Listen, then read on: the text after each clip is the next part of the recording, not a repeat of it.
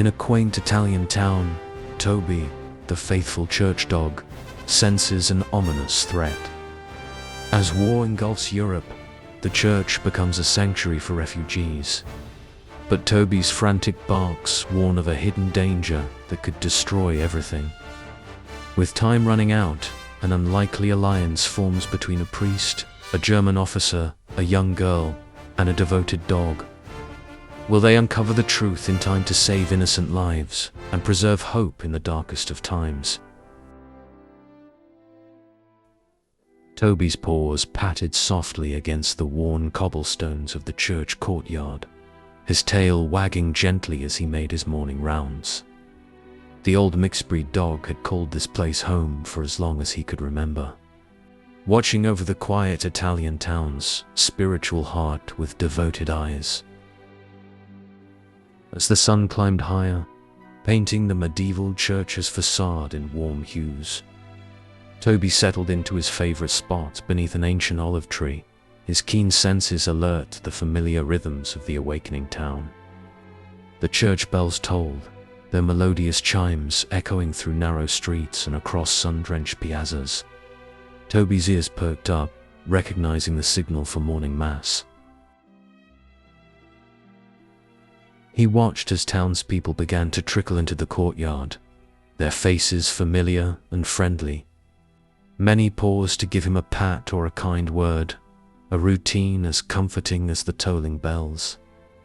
Toby basked in their affection, his role as the church's unofficial guardian bringing him a sense of purpose and belonging. As the last of the parishioners filed into the church, a different sound caught Toby's attention. In the distance, a low rumble broke the usual tranquility of the morning.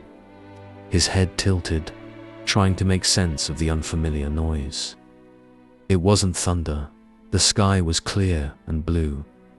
The rumble grew louder, accompanied by a mechanical grinding that set Toby's fur on edge. Something was changing in his peaceful world, and he couldn't understand what or why. Toby rose to his feet, a low whine escaping his throat as he paced the courtyard. The strange noises were getting closer, and with them came an acrid smell that burned his sensitive nose.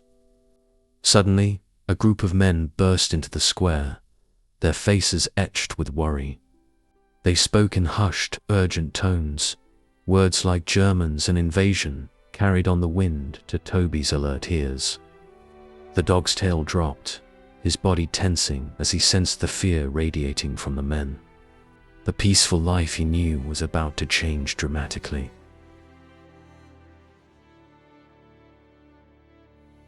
Days passed, and Toby's world transformed before his eyes. The once quiet streets now echoed with the heavy footsteps of foreign soldiers. Their uniforms a drab green that seemed to leach color from the vibrant town. Toby watched from his spot in the courtyard as these stern-faced men marched through the square, their presence casting a shadow over the cheerful spirit of the townspeople. The church, once a place of peaceful worship, now stood as a silent sentinel in a town gripped by uncertainty. Father Antonio, the kind-hearted parish priest who had always cared for Toby, worked tirelessly to maintain a sense of normalcy. He continued to hold daily mass, his gentle voice a balm to the worried souls who sought solace within the church's walls. Toby stayed close to the priest, drawing comfort from his calm presence and offering his own silent support. Together, they witnessed the gradual transformation of their beloved church into something more than a place of worship. It was becoming a sanctuary. As news of the occupation spread, people from neighboring villages began to arrive, seeking refuge from the advancing conflict. The church's doors remained open, welcoming those in need.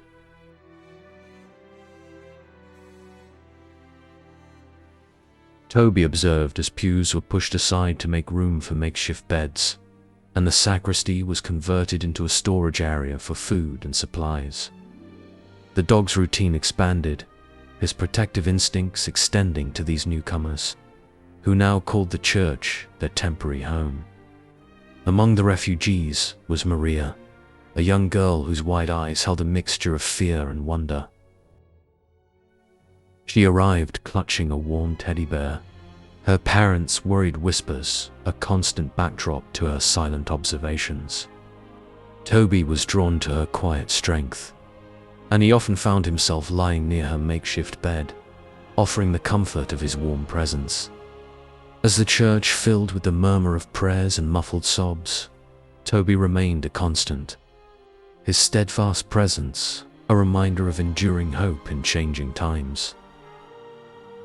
The church's transformation continued as more refugees arrived, each with their own story of hardship and narrow escape.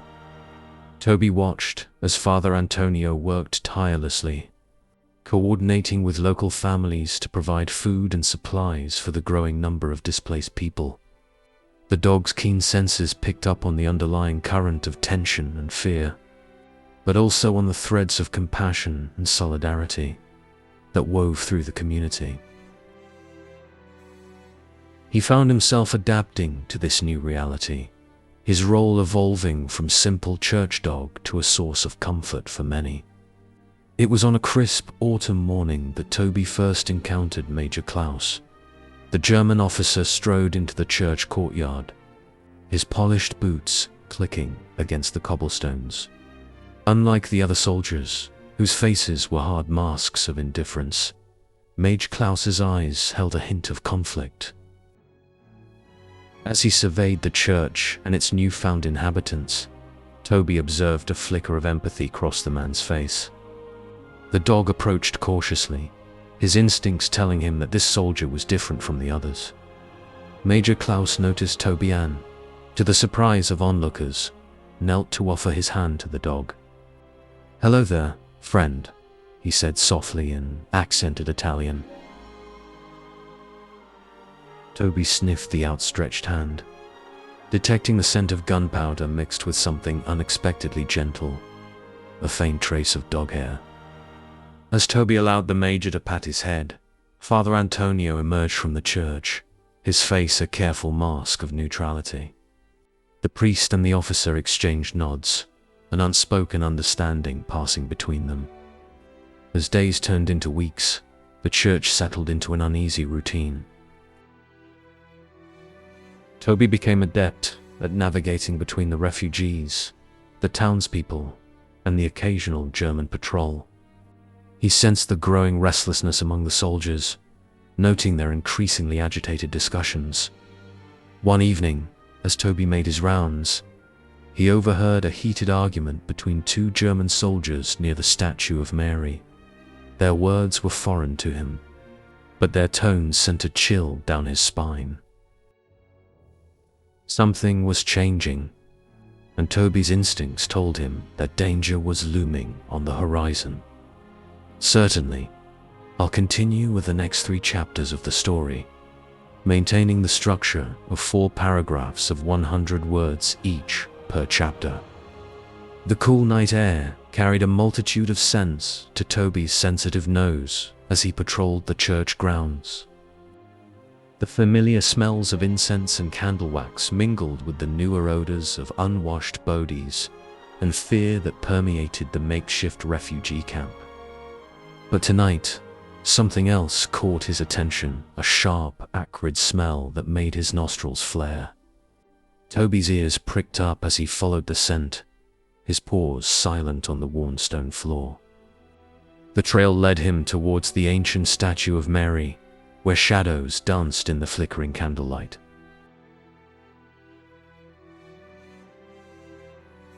As Toby approached, he saw 2 German soldiers hunched near the base of the statue, their hushed voices barely audible.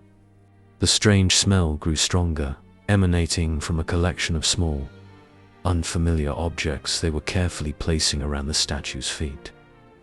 Toby's instincts screamed danger, though he couldn't understand why.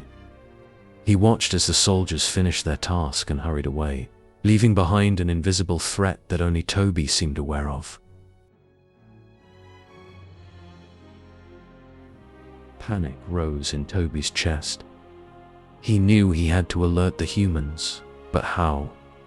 He began to bark, his usually gentle voice now urgent and sharp. The sound echoed through the quiet church, startling the sleeping refugees. Toby ran back and forth between the statue and the awakening people, trying desperately to guide them to the source of danger. But in the confusion of being abruptly awakened, the refugees saw only a frantic dog, not a warning. Father Antonio emerged from his quarters, his face creased with concern. "Toby, what's wrong?" he asked, trying to calm the agitated dog. But Toby wouldn't be soothed. He continued to bark and whine, pulling at the priest's robes to urge him toward the statue. The commotion drew the attention of Maria, who watched wide-eyed as Toby's unusual behavior unfolded. As the church erupted into chaos, with confused refugees and irritated German guards converging on the scene, Toby realized his warning had only succeeded in creating more danger. In the aftermath of Toby's frantic barking, tension hung heavy in the air of the church. The German soldiers, alerted by the commotion, had quickly dispersed the gathered refugees, their stern voices brooking no argument. Father Antonio had managed to calm Toby, but the dog remained restless, his eyes constantly darting to the statue of Mary. The priest couldn't shake the feeling that Toby's behavior meant something significant. But with the watchful eyes of the occupation forces upon them, he couldn't investigate further. As dawn broke, casting long shadows through the stained glass windows, Toby found himself torn. His instinct urged him to stay near the statue, to guard against the unknown threat he had discovered. But his heart pulled him towards Maria, who sat huddled in a corner, her young face etched with fear after the night's events. Toby whined softly, padding back and forth between the statue and the girl, unable to decide where he was needed most. Meanwhile, in the church office requisitioned as a temporary headquarters, Major Klaus faced his own dilemma. Reports had come in of Allied forces advancing faster than expected, and pressure from his superiors to take drastic action was mounting. As he pored over maps and orders, the Major couldn't shake the image of the refugees' frightened faces, or the memory of the loyal church dog's disturbing behavior. He had joined the army to protect his country, but the lines between right and wrong were becoming increasingly blurred. Outside, the town stirred to life under occupation. The usual morning routines were now punctuated by the sound of military vehicles and barked orders in a foreign tongue. As townspeople and refugees alike tried to go about their day under the watchful eyes of armed soldiers, the sense of impending change hung in the air. Toby, still divided in his loyalties, could only watch and wait, his canine heart heavy with the weight of secrets he couldn't share. As the day wore on, Toby's restlessness only grew. He alternated between pacing near the statue and offering comfort to the refugees, particularly Maria. The young girl had taken to following Toba, finding solace in his steady presence. Together, they wandered the church, Toba's nose constantly twitching, alert for any sign of the dangerous scent he had detected the night before. Maria, sensing the dog's unease, began to pay closer attention to their surroundings, her young mind trying to piece together the puzzle of Toby's behavior. Father Antonio watched this unlikely pair with growing interest. He had known Toby for years and had never seen the dog act this way. The priest began to follow Toby and Maria on their rounds, noting how the dog would pause and growl softly at certain spots around the church. As they passed the statue of Mary for the third time, Father Antonio noticed something he hadn't seen before. Fresh scuff marks on the ancient stone base. His brow furrowed as he knelt to examine them closer, Toby whining urgently at his side. Major Klaus, too, had been observing the unusual activities within the church.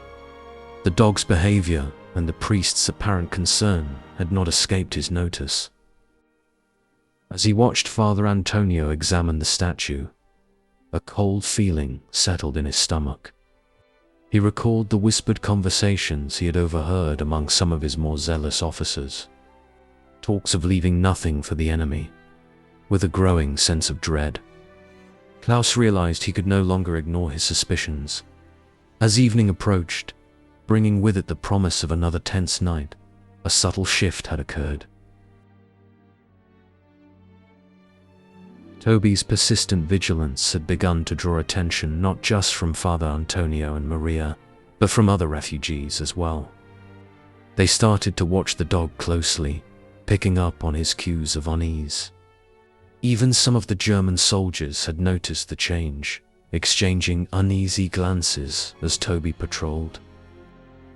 In this atmosphere of heightened awareness, Toby's actions were slowly bridging the gap between occupied and occupiers, creating a common language of concern that transcended words. Certainly, I'll continue with the next 3 chapters of the story, maintaining the structure of 4 paragraphs of 100 words, each per chapter. The distant rumble of explosions shattered the uneasy quiet that had settled over the church. Toby's ears perked up, his body tensing as the sound of approaching aircraft grew louder. Father Antonio quickly ushered the refugees towards the church's ancient crypt, a makeshift bomb shelter hastily prepared in the early days of the occupation.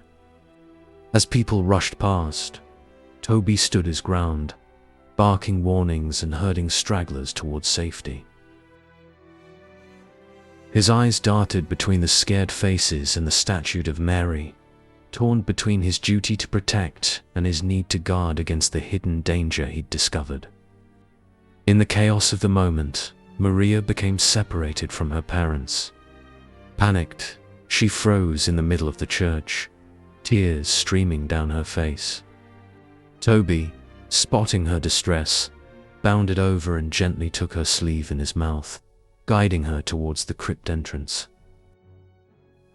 As they descended the worn stone steps, another explosion rocked the building, closer this time. Dust and small debris rained down, but Toby's steady presence calmed Maria as they joined the huddled mass of refugees in the dimly lit space below. Above ground, Major Klaus and his men scrambled to respond to the air raid. As he shouted orders, Klaus couldn't shake the feeling that time was running out. The Allied advance was gaining momentum, and he knew some of his officers were pushing for more drastic measures. His gaze fell on the church, where he knew civilians were sheltering. The conflict within him grew stronger as he weighed his duty against his conscience. In that moment, as bombs fell around them, Klaus made a decision that would change everything. In the crypt, prayers mingled with sobs as the sounds of destruction echoed overhead. Father Antonio moved among the people, offering what comfort he could. Toby, meanwhile, remained alert, his nose twitching at the air flowing down from above. The acrid scent he'd detected earlier was stronger now, fueling his agitation. As the bombing finally subsided and people began to stir, Toby's barks took on a new urgency. He ran to the crypt entrance, looking back at the refugees with pleading eyes. Something was very wrong, and time was running out. As the all-clear sounded and people began to emerge from the crypt, Toby's frantic barking reached a fever pitch. Father Antonio, recognizing the dog's distress, decided to trust Toby's instincts. "Everyone, please remain here for now," he announced, his voice steady despite the tremor of fear he felt. "I need to check on something," with a nod to Maria, who seemed to understand Toby's agitation better than anyone. The priest followed the dog up the stairs and into the main church. The scene that greeted them was one of controlled chaos. German soldiers moved purposefully through the debris-strewn nave, their faces grim.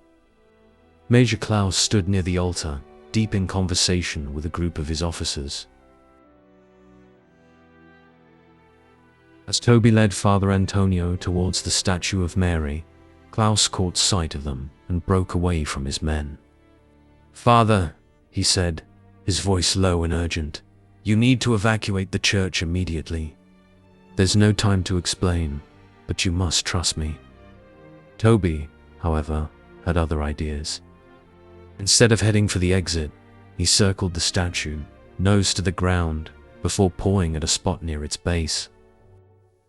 Father Antonio knelt down, his hand brushing away dust to reveal a small, cleverly concealed device.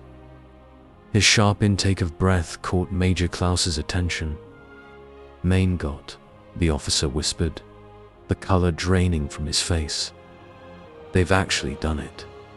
In that moment, the true danger became clear.